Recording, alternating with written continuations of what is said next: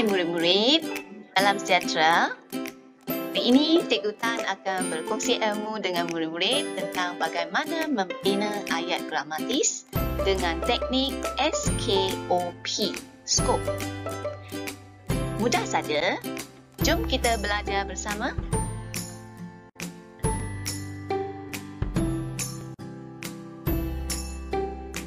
Kaedah Scope 造句的模式。同学们，我们一起来学习简单的 SKOP 造句模式，来造简单的句子。Apa itu SKOP? S ialah subjek, 人物或者是主语 K kata kerja, 动词 O objek 东西 P perluasan ayat 或者是扩展句子的部分。mari kita lihat yang pertama yaitu S. Apa itu S? S ialah subjek.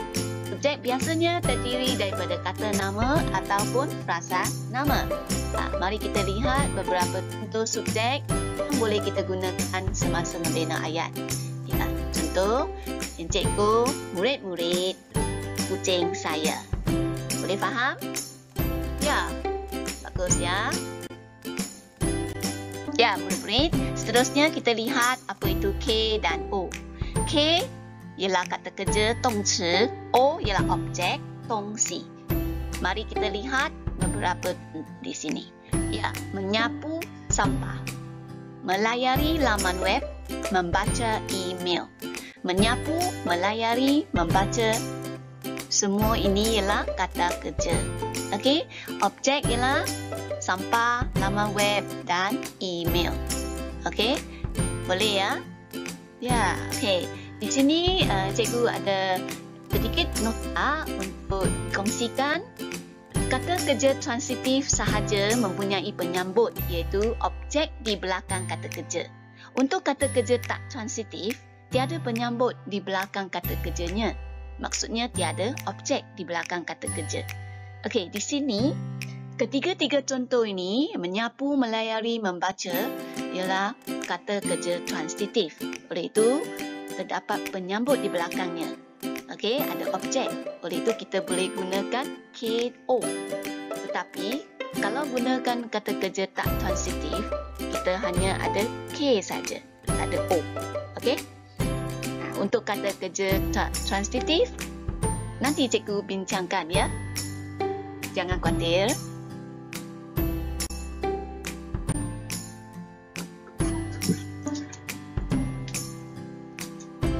Ya, murid-murid, sini kita akan lihat I ya, I yang merujuk kepada perluasan. Okey, perluasan ini merangkumi banyak perkara ya. Okey, termasuklah tempat, waktu, sebab, tujuan, cara dan perasaan.呀，同学们，在这个扩展句子的这个 P 的部分呢，我们可以用很多的这个扩展的方法，就是我们可以用地方、时间、原因、目的、方法还有心情。呀，所以呢，同样一个句子，我们放了不同的扩展部分呢，我们可以造出很多不同的句子。OK。我们来看一下一些例子了哈。Okey, contoh perluasan P. Okey, kita boleh lihat di sini. Di halaman rumah itu ialah tempat. Pada masa lapang ialah masa. Untuk menjaga kebersihan, ini ialah tujuan.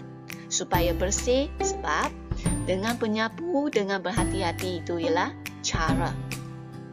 Murid-murid, faham tak? Ya, oleh itu perluasan ini memang terdapat banyak yang boleh kita tulis.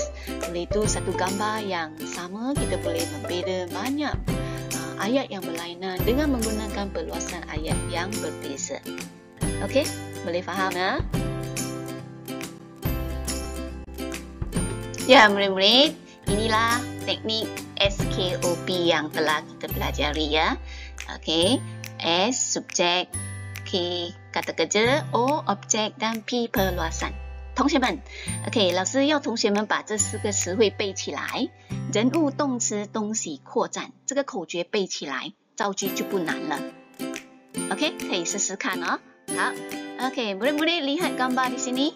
Ya, gambar apa tu? Ya, kita lihat gambar. Okey, apabila kita diberikan gambar, kita mesti lihat kita nak gunakan SKOP, kita kena tanya siapa orang itu, siapa, buat apa, di mana dan bila, bagaimana dan mengapa. Okey, kita lihat contoh Ya, contoh ini Datuk. Okey, siapa? Subjek tu ialah Datuk Okey, Datuk membaca surat khabar di ruang tamu. Datuk membaca surat khabar untuk mengisi masa lapang. Okey, perluasannya ialah di ruang tamu. Itu merupakan tempat kan. Okey, untuk mengisi masa lapang tu ialah tujuan. Sebenarnya, okey, untuk gambar ini kita boleh membina banyak ayat yang gramatis. Okey, dengan perluasan yang berbeza. Okey, kita boleh di sini kita cikgu tunjukkan perluasan dan di bahagian predikat. Sebenarnya kalau murid-murid nak gunakan perluasan subjek boleh juga. Okey, okey, boleh kan? Ya, senang kan murid?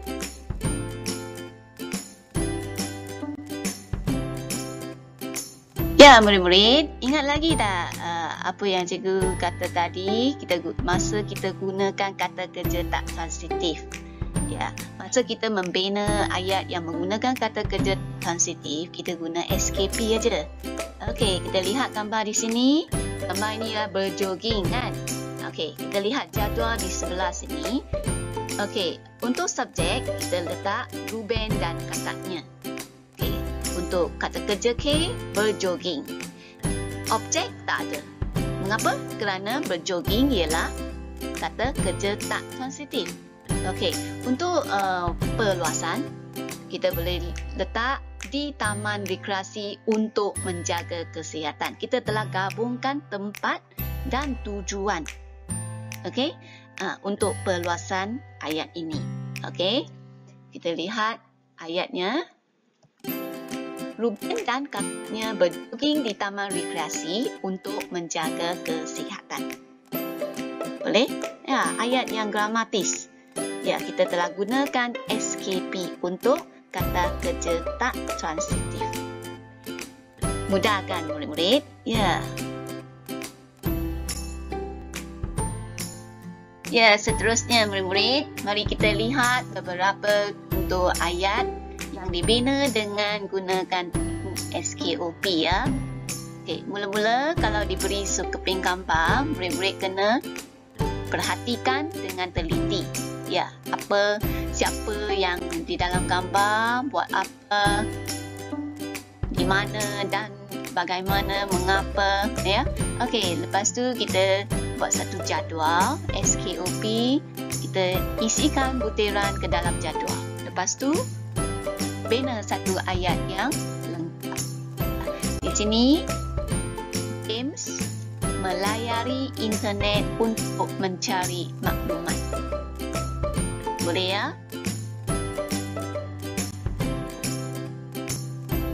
Ya, seterusnya kita lihat lagi gambar yang ringkas ini. Ya, kena tanya ya. Siapa? Buat apa? Di mana? Bila, bagaimana dan mengapa. Okey, fikir dulu. Lepas tu, satu jadual SKOP dan isikan butiran ke dalam jadual. Okey, bahagian perluasan tu kena fikir nak letak masa ke, tempat ke, sebab, tujuan, cara. Ya, ini semua murid-murid boleh fikir dan tuliskan. Kemudian kita bina untuk ayat yang lengkap. Kita baca ya. Liang menyapu sampah supaya halaman rumah kelihatan bersih dan ceria. Ya, boleh ya? Ya, murid-murid, kita lihat lagi satu gambar yang ringkas. Dan kita cuba fikir bagaimana menggunakan SKOP untuk membina satu ayat yang gramatis ya. Murid-murid boleh pauskan video untuk fikir dan bina ayat ya. Nah, sekarang kita lihat jadual SKOP dan isikan butiran ke dalamnya. Kemudian kita ne satu ayat yang ringkas dan dramatis ya.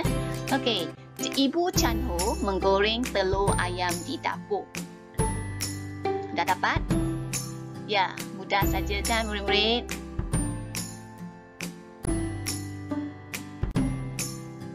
Ya, untuk gambar yang seterusnya, murid-murid juga boleh membina ayat yang ringkas ya. Okey, pertama kena tanyalah apa aktiviti itu. Apa aktiviti yang terdapat dalam gambar. Lepas tu isikan kedua. Kemudian bina ayat ya. Okey, kita baca ayat ini. Kak Ling memotong strawberry yang enak pada hari jadinya. Ya, boleh kan murid-murid? Mudah saja. Ya, murid-murid, sebelum mengakhiri pelajaran hari ini, secara ringkasnya, apa itu teknik skop, SKOP, kita telah pelajari dan senang kan? 同学们，再次把这个口诀背起来。人物动词东西扩展，你背起来了呢，改天你造句就很容易了。Okey, kita lihat contoh ayat di sini. Ibu menanak nasi di dapur, adik tidur dengan lenanya di dalam buaian. Okey, yang berwarna hijau tu, menanak nasi, kita guna KO sebab menanak ialah kata kerja transitif. Dia ada objek nasi di belakang. Tidur tu merupakan kata kerja tak transitif. Oleh itu kita guna SKP. 同学们，我们看这两个句子啊，menanak nasi 呢，我们有用 SKOP 对吗？因为 menanak 呢是及物动词，然后 tidur 呢，我们后面没有那个 object 在后面，是因为它是属于不及物动词，明白吗？OK， 如果不明白呢，同学们可以再重看这个视频哦。